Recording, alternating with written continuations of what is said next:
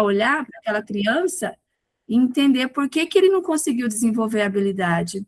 Então, assim, eu sempre fui mediadora, desde quando eu comecei minha vida de professora, eu sempre entendi isso, porque é um método que a gente sabe que vai dar certo. Não tem como você parar só a gente segue a burocracia, porque não tem outra forma, não tem o que fazer, e isso, como o professor Leonardo falou, acaba com a gente fica até altas horas da noite, meia-noite, 1 hora preenchendo coisas. Isso, mas e sem necessidade, né? Tem necessidade. E aí eu vejo isso. Hoje eu consigo identificar algumas coisas muito, muito próximas por conta do projeto.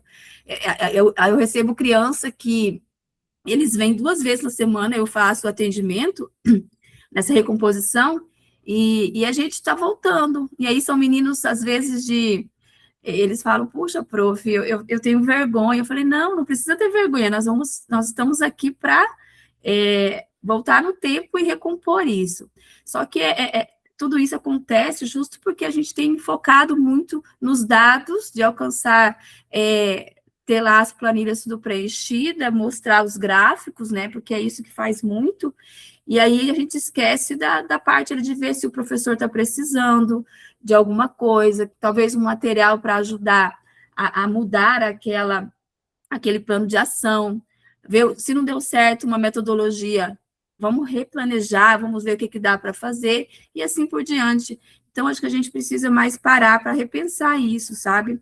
E aí é uma pena que os nossos dirigentes, às vezes, não têm esse olhar, porque daí a gente acaba ficando muito enrijecido nessas questões, tá? E essa flexibilização que todo mundo falou é importantíssimo, voltar, parar, a BNCC tem que seguir isso. Não, gente, o importante é a gente ver o que a criança está necessitando, para a gente fazer uma boa entrega, entregar eles com as habilidades concluídas. Era isso. Era a Helena também poderia participar com a gente, porque ela falou alguns comentários. Poderia apresentar, Helena? Cadê a Helena? Tá aí? Mislene também. Professor, Pode falar. eu trabalho na educação infantil. Sim. Mas, assim, o que eu observo muito em algumas colegas que são professoras do ensino fundamental, elas relatam muito, assim, a dificuldade, porque as salas são superlotadas, e dentro dessas salas superlotadas também ainda tem as crianças especiais, né? Que hoje em dia fazem parte tanto quanto os outros alunos que não são atípicos. E muitas vezes não tem uma cuidadora para ficar em cada sala, com as professoras que tem do ensino fundamental, né? Então, assim, eu trabalho na prefeitura do município de Caucaia, aqui no Ceará. O que acontece? Nessas escolas do ensino fundamental, uma cuidadora para 4 salas fica fazendo um rodízio, e assim não tem como ter uma pessoa assim para acompanhar a professora diariamente em sala. É uma dificuldade muito grande, professor, além das cobranças, né? Porque hoje em dia, como a colega falou aí da BNCC, a gente recebe da prefeitura, os projetos já vêm todos mais ou menos estruturados para a gente desenvolver em sala de aula. Por exemplo, eu trabalho na educação infantil com crianças de 3 anos. E, assim, as crianças maiores, os adolescentes no ensino fundamental, eles já têm mais ou menos a sua opinião formada, né?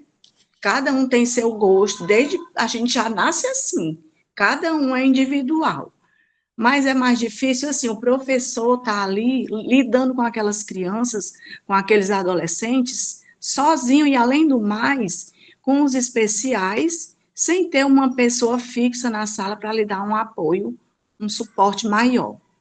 Eu trabalho no Infantil 3, então, na educação infantil, a gente tem uma cuidadora que fica fixa na sala com cada professora. Por quê? Porque, como eu falei antes, a quantidade de alunos quase igual, é um pouco menos, do que os outros alunos que não são atípicos. Então, a gente precisa desenvolver o trabalho. E como o senhor também falou, tem crianças que você precisa fazer um planejamento diferenciado para aquela criança ser incluída dentro da sala de aula. É muito difícil a vida do professor. Era essa a minha contribuição, professor. Obrigada. Mas parabéns, Helena. A Ivonete também, Desanil. E eu tenho, assim, muita situação em que, como eu falei para vocês, estive como professor, hoje retorno como professor, mas eu tive passagem como diretor e secretário de educação. Quando vinha, era diretor, tá aí Soraya tá aí, foi técnica da Semente, né? Ela, da secretaria. E ela era técnica, eu era diretor de escola, e quando eu chegava, muitas coisas, Desanil também foi minha coordenadora na escola, quando chegava muitas coisas da secretaria, cumpra-se, nós fazíamos o quê? Reuníamos e aquela autonomia que eu falava, né? Eu sempre falava, a escola tem que ter autonomia, até certo ponto. Tem algumas coisas que nós temos que seguir a legislação. Nós fazíamos adaptação àquilo que eles chegavam, por isso que fala, diretor tem que ser gestão compartilhada. O que é gestão compartilhada? Gestão compartilhada com os demais segmentos da escola. Nós alterávamos várias situações pertinentes a eles. Vocês têm que fazer dessa forma, desse estilo, desse modelo, né, dessa estrutura. Nós alteramos para a nossa realidade em que nós se encontramos. Então, muitas das vezes, depende também da gestão da escola. Dá trabalho? Dá muito, porque você alterar muitas situações, né, dentro da escola é complicado. Eu sei que tem diretor que não dá nem liberdade para você chamar, para conversar, para dialogar, né? Nós precisamos ter mais participação e envolvimento nessa situação. Sei também que muitas dessas coisas que eu estou até agora ouvindo, eu mesmo, como secretário de educação, não sabia de muitas coisas que estão acontecendo, que agora eu sei. Por isso que falta, muitas vezes, nós se reunirmos e discutirmos várias situações pertinentes à sala de aula. Isso que está faltando. Tem muitas coisas assim. Se torne alguém que se coloque no lugar, numa sala de aula superlotada, né, com 5 crianças que precisam de atendimentos especiais, que não tem, e que a professora que tem que, dentro das possibilidades dela, atender. Então, muitas vezes, falta isso. Esse diálogo também, o secretário também tem que chegar mais próximo de ver essa realidade, essas situações, né? Então, assim, é claro, é muito difícil, é muito burocrático, é administrativo, né? É outras visão, realidades diferentes, né? Mas a gente percebe que é uma realidade Brasil, não é só uma realidade de uma região ou outra. Isso aí está no Brasil. E tudo isso veio para ficar. E nós precisamos alterar. Magda, pode falar. Ô, professor, também o que falta muito são professores letrados, ou seja, que leiam, que busquem dentro da lei se posicionar. Então, assim, muitos professores são omissos, só querem fazer aquilo ali.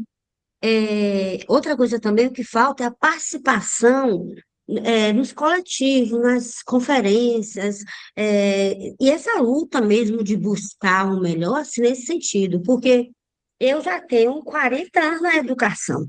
Eu me formei com 18, já tenho 40 anos na educação e vi muitas transformações, mas eu ainda vejo muito professor na mesmice, porque não busca estudar, Exemplo, um cuidador, ele é para dar autonomia para o aluno. Se o aluno já tem autonomia, não vai precisar do cuidador, né? Aí o professor tem que fazer atividade adaptada. Mas como que faz se não estudou, se não entendeu, se não aprendeu, se não teve curso para isso, né? Então, assim, hoje a educação, ela não é mais a mesma, nem a mesma do professor entrar com planejamento e achar que vai dar aquele planejamento do jeito que ele pensou, porque se ele não ouvir como a turma está, o que o aluno dele pensa, e ele não tiver essa conquista, não vai adiantar. E aí os ativos são muitos, não é 1, 2, 3, 4 numa sala, não. Né? A gente fala de neurodivergentes, entre outras situações numa sala. Então, assim, ser mediador, buscar estudar muito. Eu sempre falo no meu município, professor que não estuda não vai nunca transformar nada, não vai nem se transformar, né? E vai sempre existir a burocracia, porque precisa preencher planilha, precisa ter nota para finalizar o final do ano, se vai ter aprovação, se não vai ter aprovação, mas o professor tem que ter voz, e ele só tem voz quando ele estuda, quando ele busca querer melhorar. Exatamente. Nós só mudamos com argumentos. Se você não tiver argumentos fortes, com conhecimento, você não vai conseguir mudar. Então, para você debater, para você discutir, você vai ter que ter argumentos bem equilibrados, né, para que possa fazer essas alterações necessárias. Helena, quer falar, Helena? Você levantou a mão. Marilene escreveu. Sim, professor, sim, quero falar. Pode falar, Marilene. Complementando aí a fala da Madá, além do mais, a gente pega cada gestor que é só a misericórdia de Deus, viu? Ano passado eu tive uma gestora muito boa, inclusive eu escrevi um artigo na EBWU falando sobre gestão, inspirado no trabalho dela, inspirada no trabalho dela, porque realmente ela era uma pessoa que escutava, era uma pessoa democrática, que estava ali nos ajudando em tudo. Mas, atualmente, a gente tem uma gestora que é só empurrando em cima da gente, coisas para fazer e cobranças. E, assim, a preocupação dela é na gente cumprir horário e cumprir o que está escrito lá nos projetos, nas coisas para a gente fazer. Oi? Professor, Eu, na minha sala de aula de infantil 3, eu chego lá tranquilamente, eu não me preocupo se a criança vai conseguir fazer ou não, se ela vai fazer no horário que eu estou fazendo, que eu vou começar a atividade ou não, eu deixo as crianças bem à vontade. Aí minha auxiliar fica angustiada. E essa criança não vai fazer? E aquela, eu vou trazer para... Não, deixa a criança à vontade. Deixe ela brincando ali. Na hora que ela quiser fazer, ela vai fazer. Até porque a gente trabalha numa escola que é tempo integral.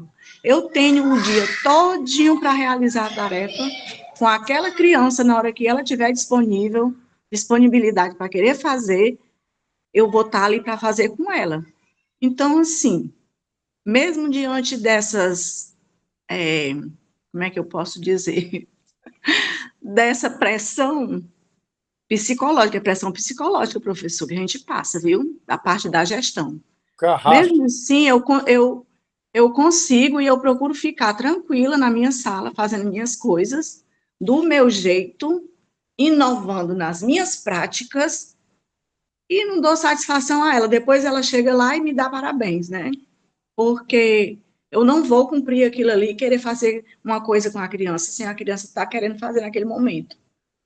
Obrigando a criança a fazer a força. De jeito nenhum. Eu deixo. Na hora que ela quer fazer, ela faz. Inclusive, essa semana a gente estava trabalhando o campo de experiência, o outro, né? A criança se reconhecer como pessoa. Aí fomos fazer a atividade de desenhar. Teve uma colega que desenhou o rosto, deu para a criança preencher. Eu disse, eu não vou fazer isso.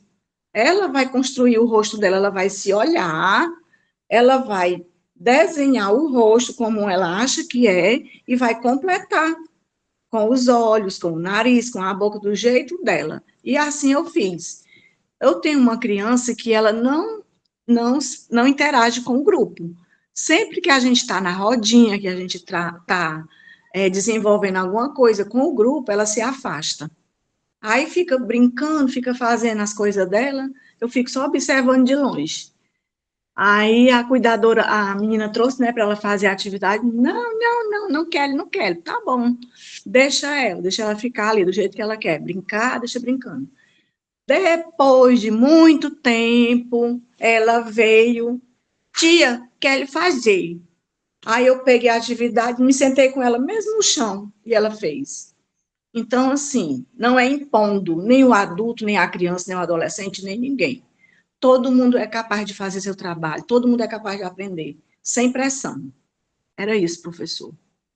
Muito bem, Helena. Você teve uma professora, como nós temos que ser, estrategista, né, essa palavra, né? As estratégias somos de nós, mas para isso nós precisamos ter conhecimento, né? Como a Madá falou, estudo, preparação, entendeu? Então você teve essa estratégia, né? Eu ouvi também muitas vezes aí falando que tudo isso está causando, essa diretora aí pode causar até problema até de saúde para muitos professores que já estão doentes, né? Você sabe que os professores estão muito doentes, Sim, né? professor, e deixa eu completar, já que o senhor teve essa fala aí.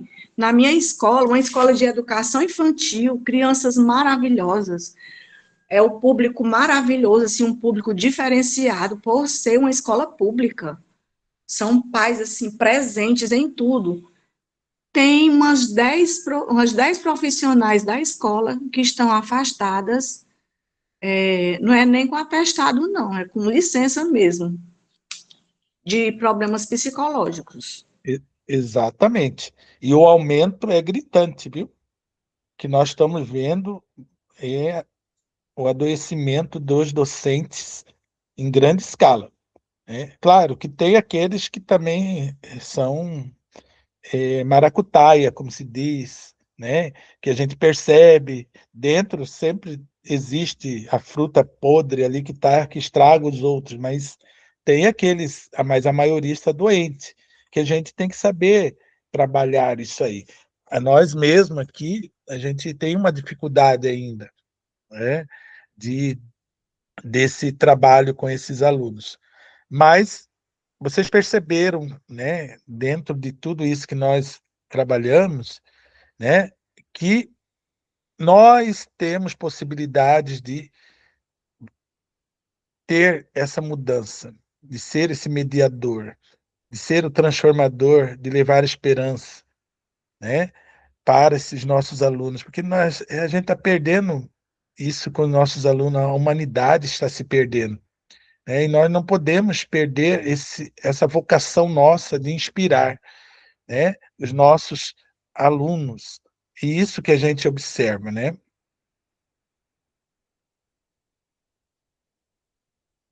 Agora uma dinâmica de autoanálise que nós vamos trabalhar. Olhe para o seu último planejamento e responda para nós aí, mentalmente, depois pode falar. Ele foi feito para o aluno viver ou para a coordenação arquivar? Você está tentando enquadrar o aluno na engrenagem ou abrindo frestas para ele florescer, transformar? A transição para uma prática melhor exige sensibilidade para ler o que o aluno comunica sem palavras. Então, você tem que ver que, às vezes, o aluno, só no olhar, você percebe o que ele precisa. E quem faz isso é o docente de sala, é o professor. Ele que vê essa situação. Mas essas três perguntas, ele foi feito para o aluno viver ou para a coordenação arquivar? Você está tentando enquadrar o aluno na engrenagem de aprendizagem ou você está abrindo frecha para o sujeito florescer?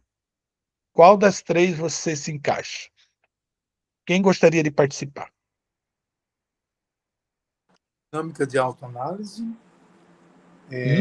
Deixa eu ver novamente aqui. Qual das três? Tá. Abrindo frestas para... Hoje, falando a verdade, porque a gente Aham. também, às vezes, a gente fala assim, não, eu quero abrir frestas, né? Exato.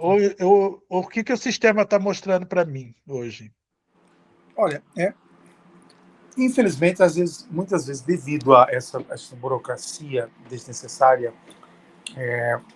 e as normas, que às vezes não tem nem fundamentos pedagógicos, né, a gente é obrigado a exercer esses três aí.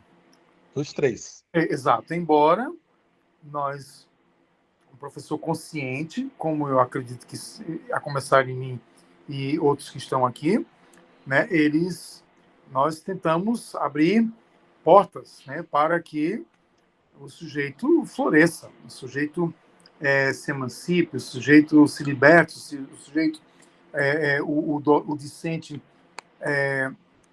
seja um agente ativo, transformador na sociedade, né?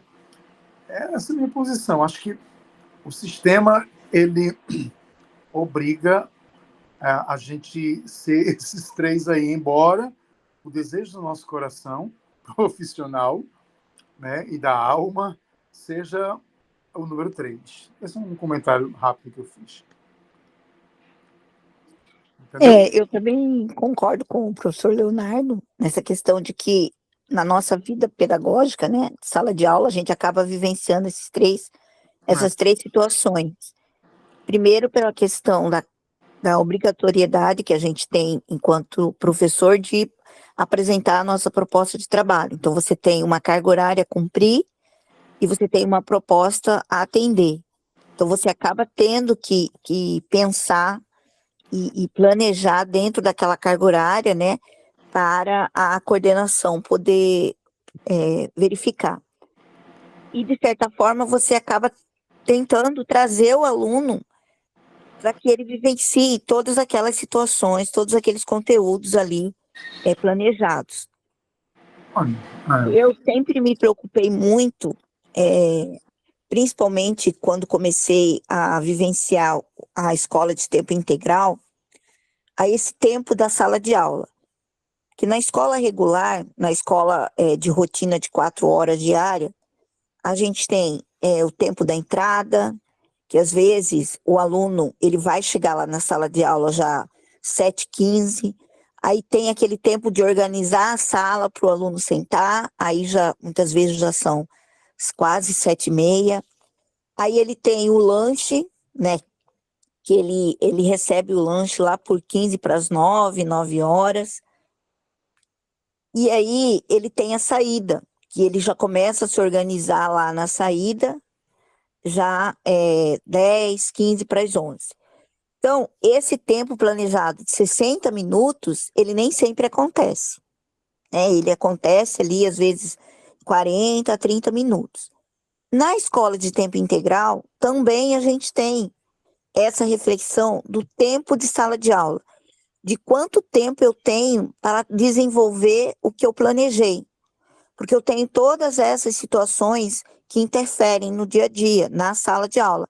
É o tempo de entrada, é a troca de professor, é a parada para o café da manhã, é a parada para o lanche da tarde, é a saída antecipada.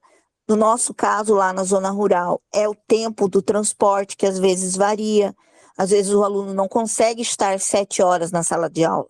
Ele vai estar 7h30, 7h40. Às vezes ele não pode ficar até as 15 horas por conta do transporte. Ele tem que sair às 14. Então, tudo isso interfere nesse planejamento. E aí, esse enquadrar já não é possível. Então, eu tenho que ir para o terceiro ponto ali, né? Que eu tenho que buscar o que eu posso desenvolver no aluno nesse tempo que eu tenho com ele dentro da sala de aula. Então, de certa forma, a gente perpassa por esses três momentos aí, na questão do planejamento. Alguém mais queria compartilhar a autoanálise da turma?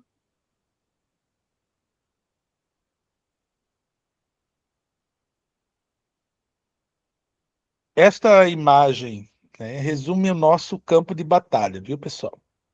Tudo que nós falamos aí. O sistema, com seus prazos e a burocracia, né? Temos aí o sujeito que é o aluno, né? Que é aquele que nós trabalhamos em cima dele, e é porque nós existimos também, né? No meio tem o planejamento inclusivo, né? Transformando as barreiras dos sistemas em pontes. Nós somos a ponte. Nós estamos bem no meio. E esse é o nosso papel maior. É desenho universal da aprendizagem, tá? É equilibrar as forças entre o sistema para que ele não esmague o aluno. É uma figura muito assim importante essa imagem. Nós no meio, para que não deixamos que com o nosso planejamento inclusivo, né, nós sermos os mediadores para não deixar que esmague, né, a, a criança, o adolescente, o jovem, com a singularidade dos seus ritmos, com seus direitos, né, o seu, aquilo que ele tem que aprender, facilitando a aprendizagem dele, para que ele se torne um cidadão.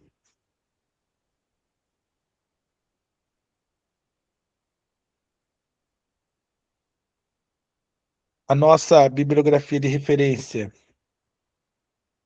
que nós, sobre o trabalho de hoje, Ninguém Caminha Sozinho, né? Paulo Freire, Danilo Gandin, Michael Apple, Elibânio na análise do sistema, Montoan na inclusão escolar. São esses autores que sustentam a ideia que o planejamento é, antes de tudo, um ato de liberdade, um ato de inclusão, um ato de emancipação.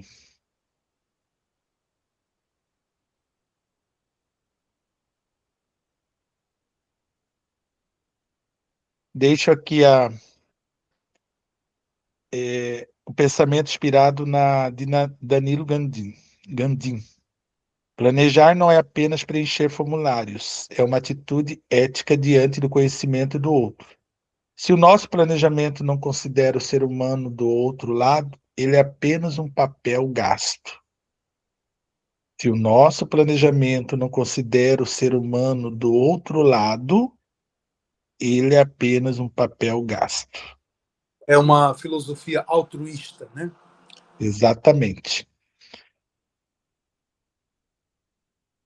Alguém mais poderia complementar com essa frase? Planejar não é preencher formulários, é uma atitude ética diante do conhecimento do outro. Se o nosso planejamento não considera o ser humano do outro lado, ele é apenas um papel gasto. É um pensamento humanista. Né? Sim. Que é o que nós precisamos ter na escola. Sermos humanos. Exatamente. Ver as pessoas como seres humanos, não como máquinas, né? Não como produtos de absorção, Exatamente. meros depositários, né? Exatamente. Nós somos seres humanos, não podemos esquecer disso. Como convite final, identifique uma fresta no seu planejamento desta semana. Onde você pode substituir uma exigência fria por uma oportunidade de mudança, de emancipação? Lembre-se que você é o mediador. A revolução na educação não começa em grandes reformas governamentais, né? Ela começa onde? Na solidão do seu planejamento. É ali que começa. Não esqueçam disso. É nesse planejamento do dia a dia, sendo mediador, levando esperança, transformador e ser humanista. Tá bom? Hoje nós terminamos e obrigado a todos, né? professor. pelo dia de hoje. Tem alguém que E gostaria a de falar? foto, professor? Vamos tirar uma foto, né? Quem pode tirar aí? Quem está com o computador para tirar aí? A Mislene é mestre em tirar fotos. Vamos abrir aí então, né? Mislene, Todos abrem a câmera. Querem que eu tire? Vamos abrir aí. X. X.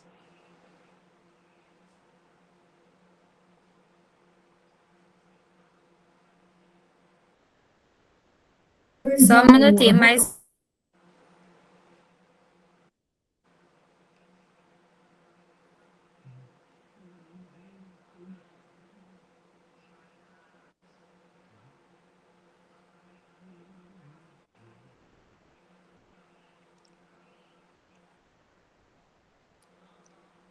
Ready?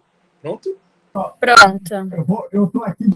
Pessoal, só para avisar, atividades que nós vamos ter para vocês fazerem, ela é diferente para vocês, tá?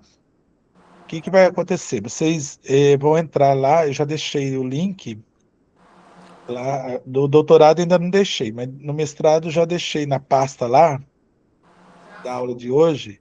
Vocês vão entrar lá e fazer um comentário de 3 minutos. Essa será a avaliação, viu? Sobre a aula de hoje. Então, você tem lá o que é para fazer, leia com tranquilidade e só fala, não é para escrever nada, viu? Eu quero ouvir, né? Ouvir. A gente tem que ouvir mais. Educadores temos que estar sempre abertos a ouvir. E nós ouvimos muitas crianças, quero ouvir, tá bom? Você Não vai tem nada disponibilizar, escrito.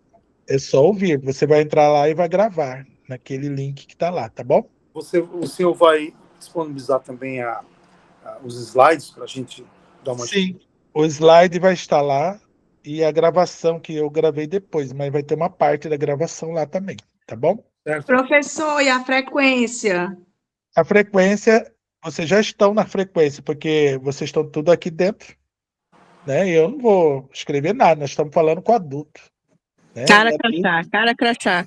né? Então, é vocês que estão aqui, né? Certo? Tá bom? Ok. Parabéns, professor. Excelente aula, viu? Amei minha aula de hoje, hein? Parabéns. A Que todos Deus que estão abençoe a todos participando. nós, né? Amém, amém. Um bom Ótimo. final de semana para nós. Que Deus abençoe. Bom final de Tá? Que Deus abençoe. Bom jogo, pessoal. Um abraço, Bom Brasil. planejamento nesse final de semana para Torcida pelo Brasil aí, viu? Professor, a Mislene quer falar. Quem? Até a próxima. A Mislene quer falar. Fala aí, Mislene, antes de... Fala, Mislene. As atividades, doutor Genil, vocês estão no Classroom, né? Sim, no Classroom, tá? Tá, Entra lá obrigada. no link, aí você vai entrar na página para você gravar. O senhor já Tá bom? Tá mandou bom, o link? obrigada. O senhor já mandou o Isso, link? o Já? link já está lá, No grupo? no mestrado. Não, lá na Classroom. Classroom. Eu amei a aula, eu não professor. Me deu uma injeção de Você tá no ânimo. Eu estava doutorado, muito né? triste Eu não com estou as vendo coisas que estão acontecendo Ah, no você nosso mandou um oi para país, mim. com as Oi, né? dificuldades, mas hoje eu tive uma aula maravilhosa, me deu ânimo, viu? Muito obrigada. Que Deus abençoe a gente. Continuamos assim. Somos educadores e estamos juntos.